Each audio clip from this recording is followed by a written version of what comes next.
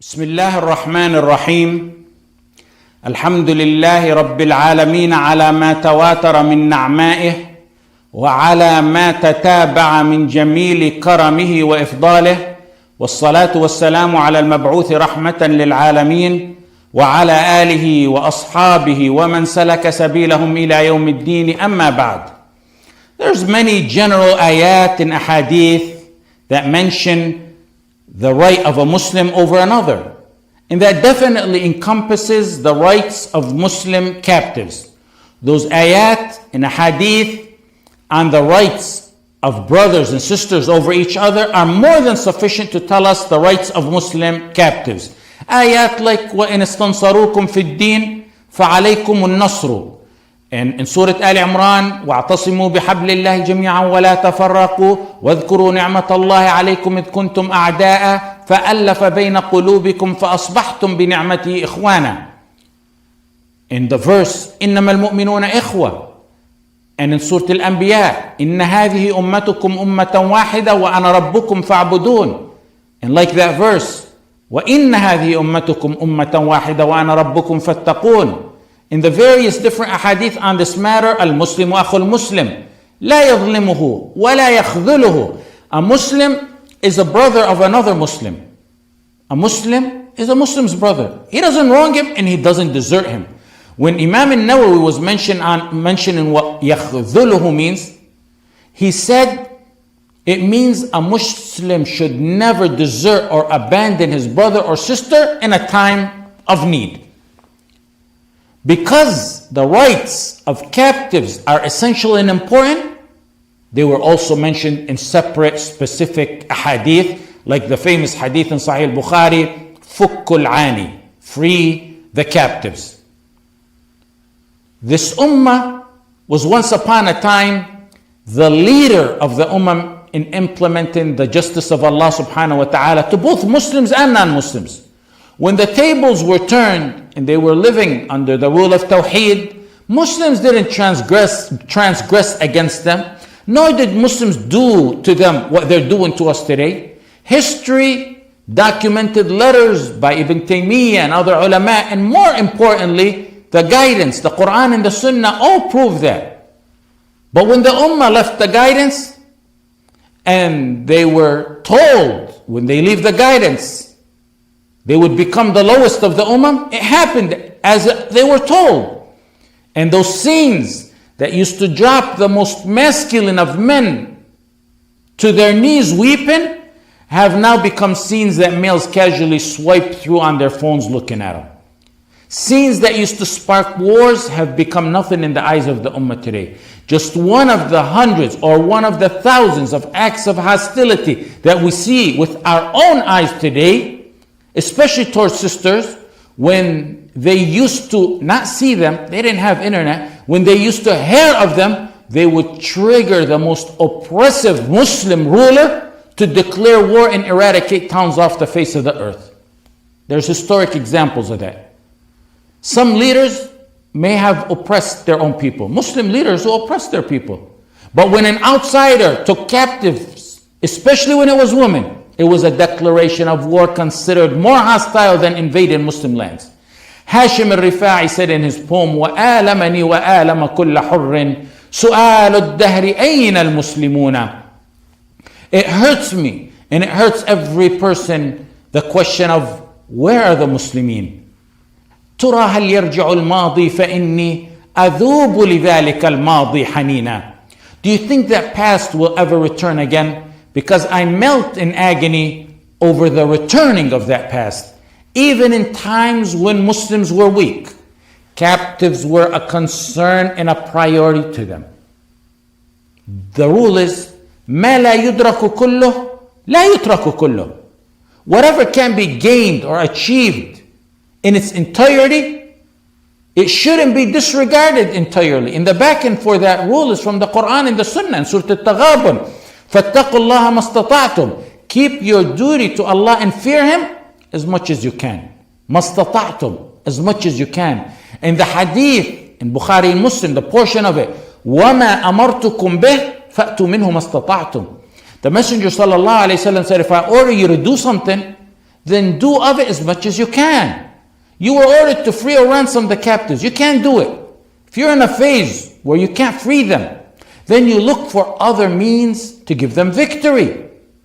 The hadith, if I order you to do something, then do of it as much as you can. Do what you can. And there's always plenty that you can do.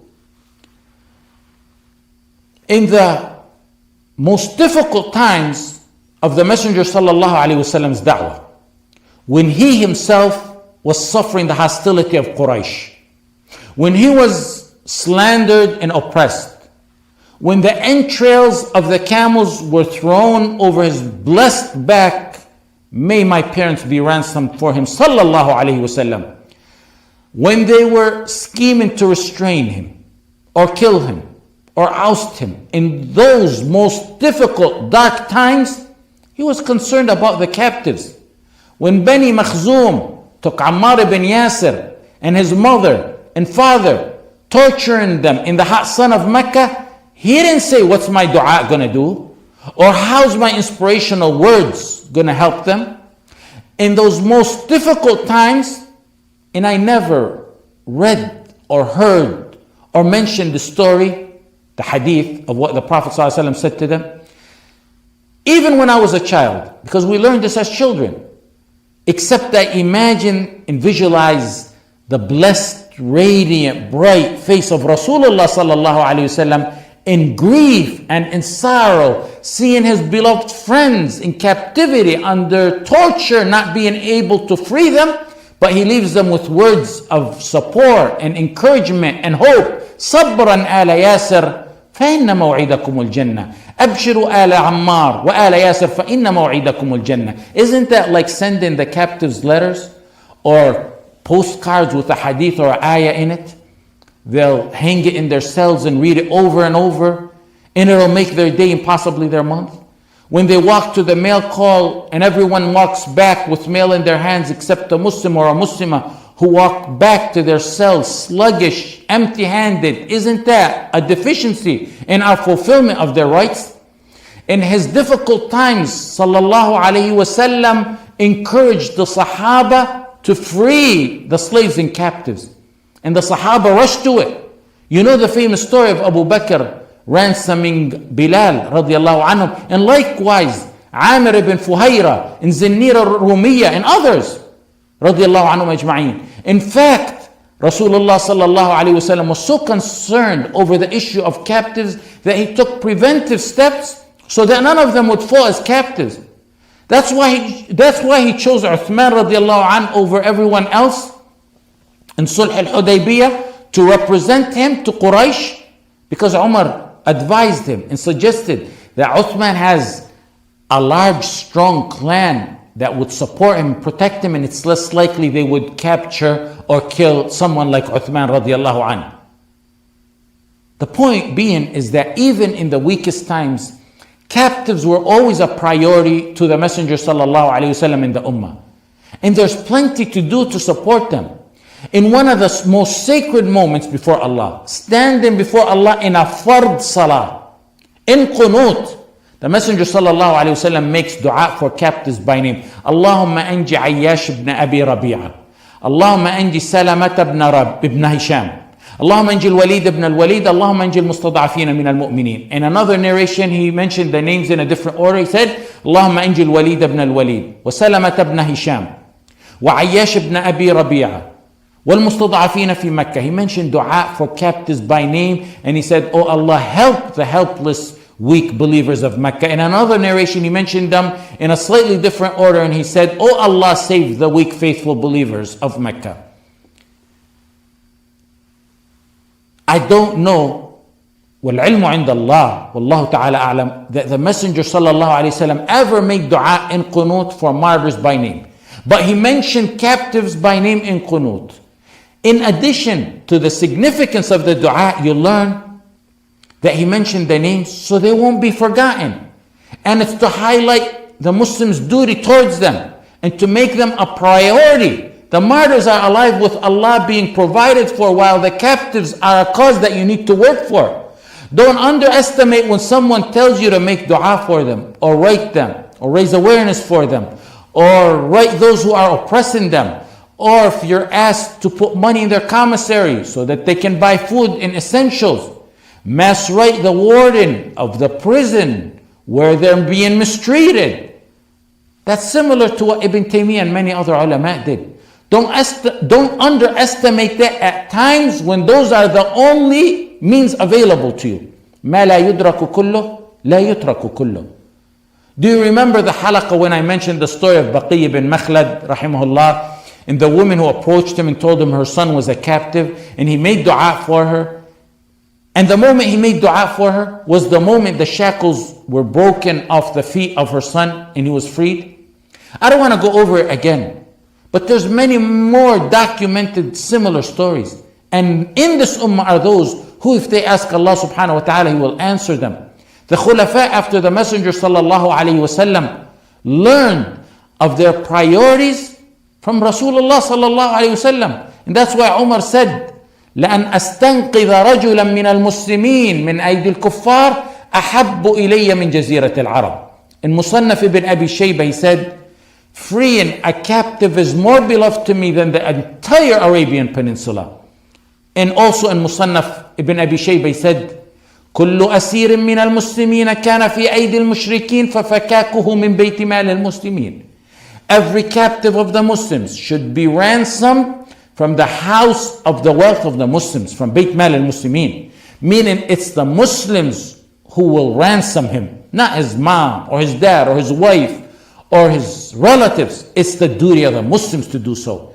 In fact, Muslim leaders and ulama were concerned over the captives of the Jews and Christians living under Muslim rule. Ahl al-Dhimma, who were taken as captives. Muhammad ibn Abdullah ibn Zanjaway, a muhaddith, and a friend and a neighbor of Imam Ahmad ibn Hanbal, rahimahumullah. He said, Al-Hussein ibn Ali radiallahu anhu was asked about captives from Ahl al-Dhimma who were captured by an enemy. Al-Hussein radiallahu anhu said, it's the duty and responsibility of the Muslims to free them.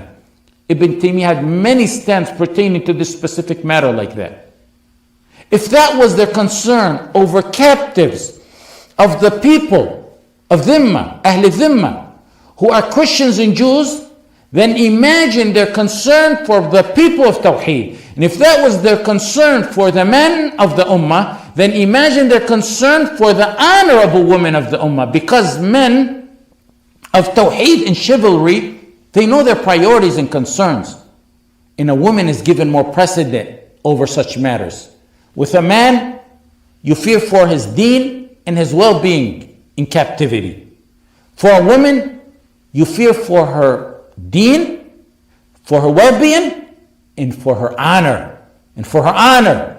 Noble, honorable women in captivity would rather their hearts be lifted and snatched from their chest than their niqabs to be forcefully lifted off their faces. In Palestine, in Bilad al-Sham, in Iraq, those in the camps of the Chinese government, and elsewhere.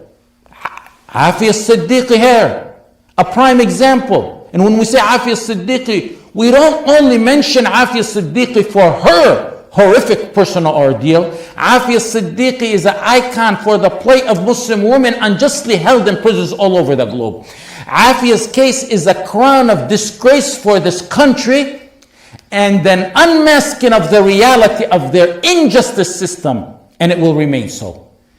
And it's a bigger disgrace for those who lied about her and betrayed her and sacrificed her, and those who refused to help her, and those who are silent about helping and aiding her when they're able to speak. When they used to transport me from prison to prison in airplanes and SUVs and buses, they had, and they did so with detailed, calculated protocols for security reasons. For example, I was placed in handcuffs, chained to my waist. And because they said you're in the dangerous category, they put a black box around the chain in between the cuffs so you can't move your hands. And then you got foot shackles where you can barely walk. And pay attention to what I'm getting at, because you know I would never mention a personal story unless it raises awareness for a Muslim or a Muslimah or benefits the Ummah. Sometimes they transported me in a bus alone. They say you're dangerous to be with other inmates. Inside the bus, there's a cage with an officer who has a gun and an assault rifle. That caged room has no access to where I'm at. Meaning I can't get to him, he can't get to me. He enters and exits from outside the bus. The driver and all the other officers that are with me inside the bus, they have no guns. Before entering the bus, I see them in the window. They take their guns and they place them in suitcases and put them in a compartment under the bus. And then they come in the bus. And that's so inmates that they're supervising won't snatch them. That's their protocol, and it's consistent every single time I was transported. When they go outside and I'm about to go somewhere, two of them stand at a distance with their guns drawn, and the ones around me, they have no guns. That's to tell you how calculated and precise and detailed they are in the security of handling a prisoner. They've done it for years and learned from mistakes that they study and analyze. They're very well trained. But one of them, one of their most elite, he's chosen because he's the best of their best. He leaves to interrogate the most dangerous woman on earth, as they allege. But he conveniently leaves a M4 under his feet, and this 100-pound woman, surrounded by translators and soldiers in the room, happens to get a hold of that M4 and shoots at them. I'm not joking. That's not even something you can put in a fictional book. It's something only a half-wit can believe. That's the story of your sister Aafia Siddiki. In that alleged gun she picked up, it later turns out no bullets were discharged from it, no fingerprints of hers were found on it, no gunshot residue on her hands or clothes were found. They shoot her, they take her kids, her life, her sanity, and on top of that, an 80-year sentence. And then you read that she boycotted her lawyers, and some criticized her for that. Why? Because let me tell you, from first-hand experience, with cases like that, your lawyers work against you more than anyone else. And when we try to fire our lawyers, they impose them upon us. It happened to me, it happened to my father, it happened to Aafia, it happened to many other cases that I know of. In cases like that, your own lawyer is against you. And that supposedly impartial judge is even worse than that. The least one to worry about is the prosecutor. I actually heard of Aafia Siddiki, may Allah subhanahu wa ta'ala hasten her release, for the first time when I myself was in prison. I was in solitary for a very long time and I didn't know much about what was happening in the world. And one day they released me into a cage to exercise, and there was a small bookshelf on wheels, and on top of it was a few pages from a newspaper. I took that outdated paper and I began to read it, and there was the story of Aafia Siddiki, a very long story that they had written. And then there was a smaller one about Imam Luqman, the same paper, rahimahullah, from our local area. And I'll talk about him another time, inshallah, if you remind me. Both cases are very similar. They have a history of what they do. They entrapped Imam Luqman into a warehouse down in Dearborn. They claimed he pulled a gun on them. So they riddled him with 20 bullets. May Allah subhanahu wa ta'ala have mercy on him, grant him forgiveness, and raise his rank in Jannah. But similar to Aafia, an eyewitness with the Imam said he didn't have a gun. And as thorough as they are, they didn't bother to test for residue of the gun on his clothes or his body. And later on it was discovered that his fingerprints weren't even on that gun that they say he allegedly shot with. And after all that, you hear a murji, a reject, or a modernist, or a munafiq say, well, she or he was convicted. Going by what Tawaghit systems decree is sufficient for you to know their level of tawheed. Aafia was convicted by 12 people. In a nutshell, the system of Jahiliyyah works like this. They find 12 random crackheads or biased meth addicts from some alley or slum, and between hearing a fairy tale story and slumbering and sleeping in the courtroom, as they did in my own case, they wake up convicting an innocent woman. And then 80 years.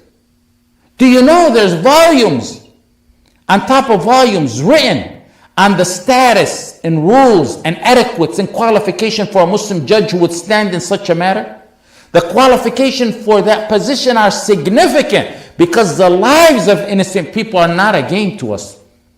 There's thousands of Aafias globally, but Aafia Siddiki has become a symbol for the thousands of imprisoned women globally. Abu al-Baqa al-Rundi wrote a poem which was an elegy for Al-Andalus, a poem that made the people of Andalus cry. He mourned the Catholic invasion and the conquest of Al-Andalus. In the portion that I wanted to mention, he said, كم يستغيث بنا المستضعفون وهم قتلى وأسرى فما يهتز إنسان. How often have the weak and those who are being killed and captured asked our help while no one is moved or stirred.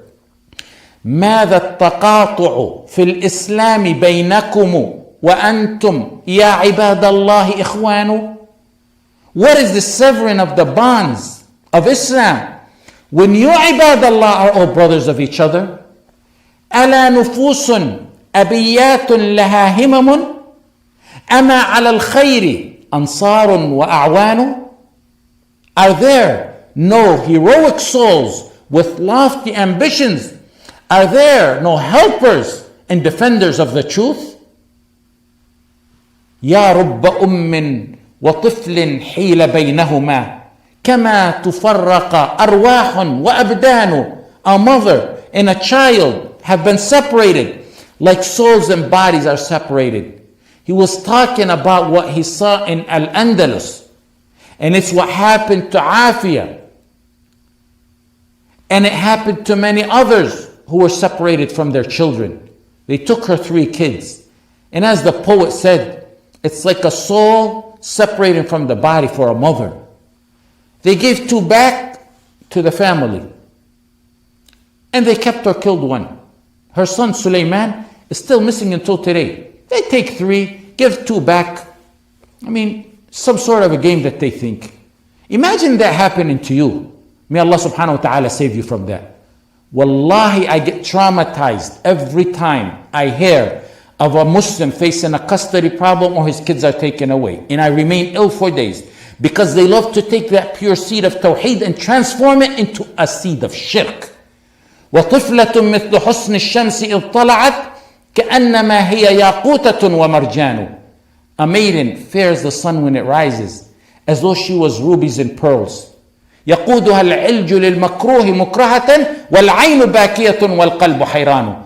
She's led off to abomination by a ilj against her will, while her eye is in tears and her heart is stunned.